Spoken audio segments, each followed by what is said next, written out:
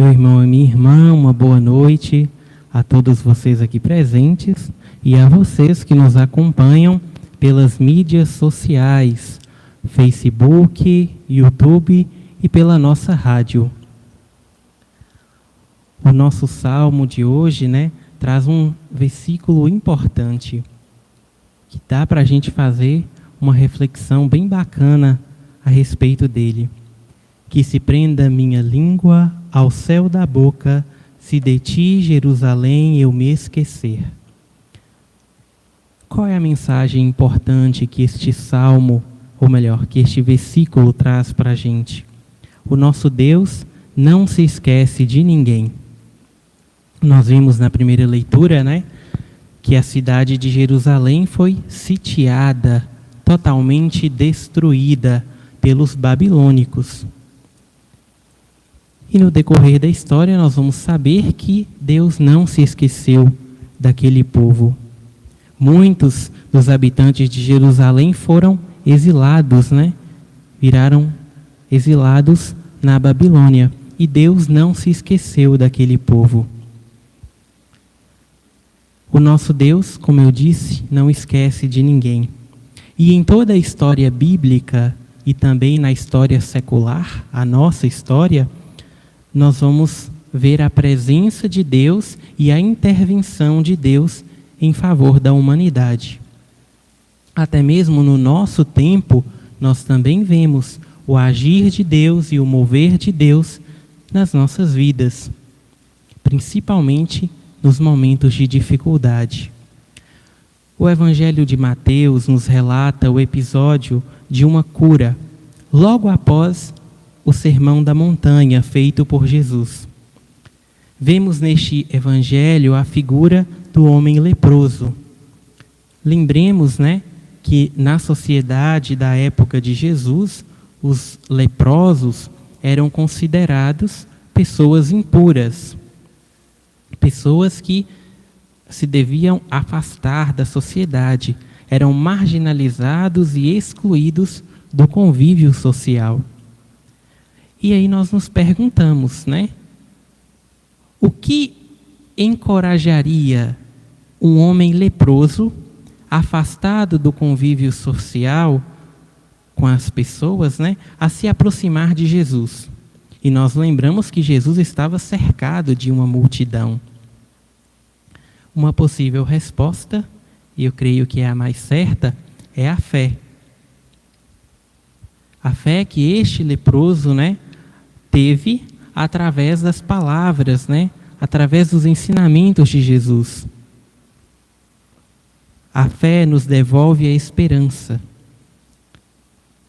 Assim como a palavra de Cristo agiu no interior daquele leproso, também poderia operar no exterior, no corpo.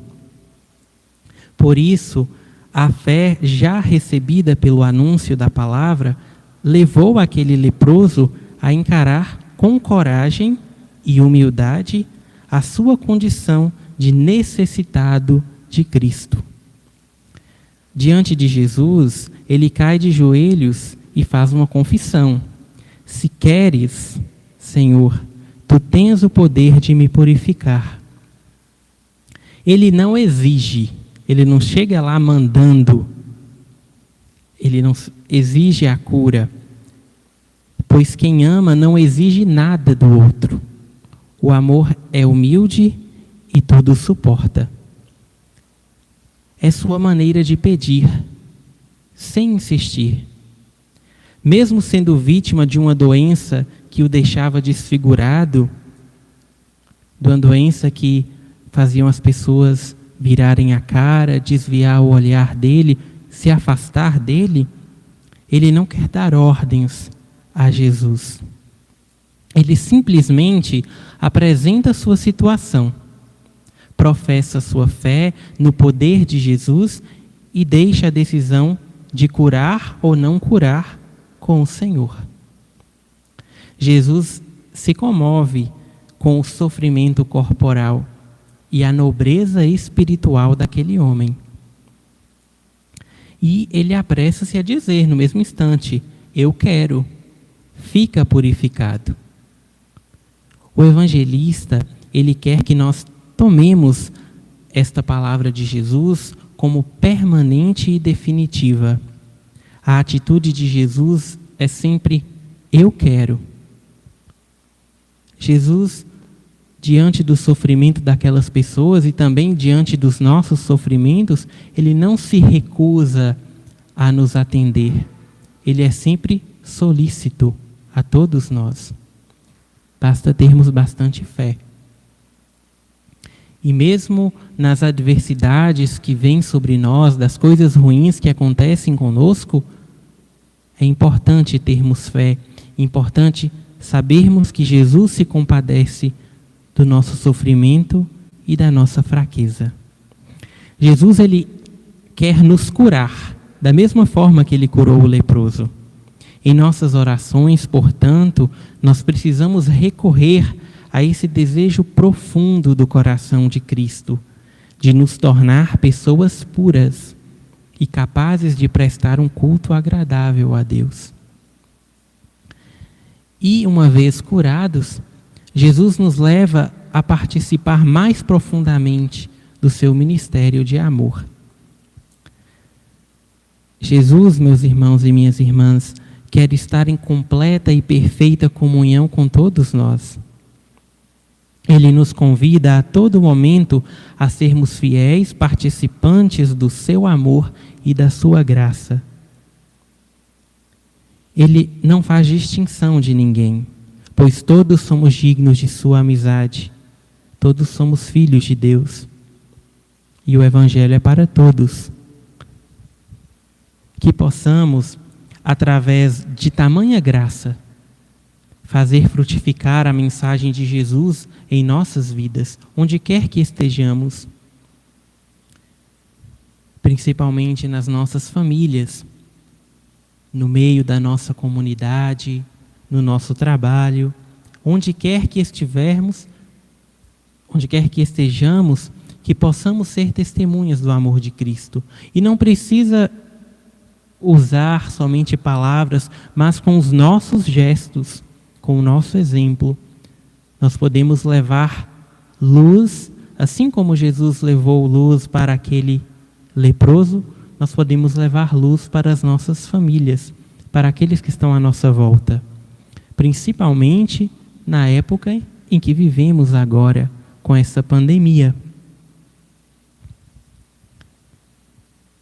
Devemos levar e ser testemunhas da boa nova, da boa notícia de Jesus, principalmente para os fracos e oprimidos. Olhemos principalmente para a Mãe do Perpétuo Socorro e nos deixemos inspirar por ela, por seu exemplo perfeito de humildade e seguimento a Jesus.